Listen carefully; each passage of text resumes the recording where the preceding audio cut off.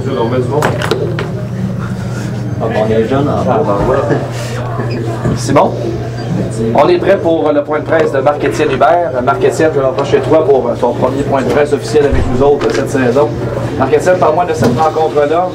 Un bon début de match, vous avez pris les devants 2-0. Et finalement, à la toute fin, Charles Hudon s'est levé et il a réussi à aller chercher cette victoire. Oui, Charles, je pense qu'il a touché 3 fois, 2 fois le poteau, 3 ou 2 fois en tout cas. Charles a connu un bon match. L'équipe a connu un bon match dans l'ensemble aussi. C'est en deuxième période qu'on a connu vraiment un passage à vide. C'est là-dessus qu'on travaille là, depuis les 2 dernières semaines, d'avoir de l'intensité pendant les 60 minutes de jeu, d'avoir de l'intensité à chaque présence. Le passage à vide de deuxième période a fait mal au rythme de notre équipe. Puis je suis content de l'effort en troisième période. Je suis surtout content pour les joueurs de savourer là, un petit bonbon comme ça. Parle-moi du rendement de Lucas Sedlak. À mon avis, sûrement de plusieurs personnes vont sûrement croire qu'il a joué son meilleur match avec les Saguenay jusqu'à maintenant. Il a été impressionnant, le grand 79. Moi, je trouve qu'il joue bien à chaque match. Je trouve pas qu'il a été meilleur ce soir qu'un autre match. Ce soir, il a fait de très bonnes choses avec Charles et Guillaume. C'est certain que la chimie commence à s'installer dans ce trio-là. Plus que ça va avancer, plus que je pense que les joueurs vont bien se repérer sur la patinoire. Une grande qualité que Lucas Sedlak possède, c'est qu'il est extrêmement responsable en zone défensive. Donc la rondelle ne traîne pas longtemps en zone défensive quand il est sur la patinoire. Puis ça donne un coup de main là, pour créer de l'offensive. J'ai l'impression qu'on va vraiment viser Charles Hudon cette année. On l'a vu encore une fois ce soir, les Tigres ont cherché à bousculer Charles Hudon, à le déconcentrer durant toute la partie. J'ai l'impression qu'il va falloir faire quelque chose pour tenter de le protéger. Les joueurs ont bien réagi. On a bien réagi en équipe. Les 5 joueurs qui étaient sur la patinoire se sont tenus. On a vu là, un début d'esprit d'équipe qui semble vouloir s'installer. C'est sûr que les équipes adverses vont vouloir abuser de Charles cette année. Même chose pour Guillaume Masselin et Alexandre Lavoie. Ça va être des joueurs visés. Si on le sait, on est au courant de ça.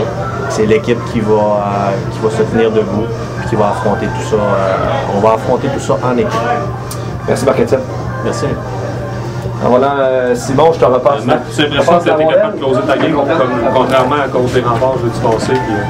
À 2-2, tu étais peut-être dans l'eau chaude, disons, il avait repris le momentum, mais tu as eu un troisième souffle. On l'a fait, on a traversé le mur. Puis c'est juste une première. Les joueurs ils ont vraiment travaillé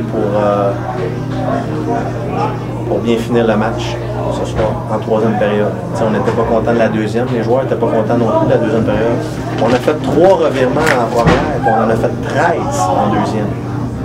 3 revirements en première, puis 13 en deuxième. Quand on parle d'intensité et d'effort avec les présents, je pense qu'on a un bon exemple encore une fois. Puis en troisième période, on s'est replacé. On a fait seulement 6 revirements. Donc, il y a encore beaucoup de travail à effectuer. Mais je pense que ça va faire du bien aux joueurs et au spirit, à l'esprit en général. Contre Victoriaville en plus, sur le gros club, il manque 4 gars, ça peut être pour le moral. Pour la semaine prochaine, ça peut déjà en partant, ça te fait un message de travailler. Quand on travaille, tout est possible. Ce soir, là, il y a à gauche, là, il nous manquait des éléments clés. On parle de Brodeur, on parle de Poudrier là, qui jouait très très bien, qui nous amenait une belle intensité.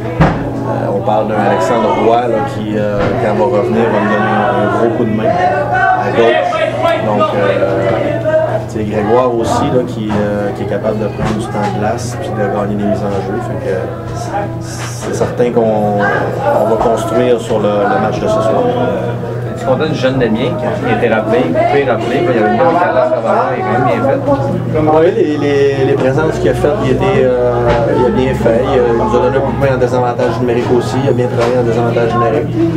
C'est un joueur qui est toujours intense chaque fois qu'il embarque sur la patinoire. Il a seulement que 16 ans, contre une équipe comme les Tigres de Victoriaville qui sont appelés à finir dans le haut du classement. Ça devient difficile pour les joueurs de 16 ans, puis lui a très bien réagi. On la voit sur 2 lignes, comment tu l'as trouvé? Il a bien répondu. Il n'a pas joué sur 2 lignes tout le match, mais la première période, il a joué sur 2 unités. Puis il a bien fait. Alexandre a travaillé fort. Il est à l'image de l'équipe. En première période, il a fait de bonnes choses. En deuxième, là, il y a eu une petite baisse de régime. Et je pense qu'il a bien terminé son match en troisième.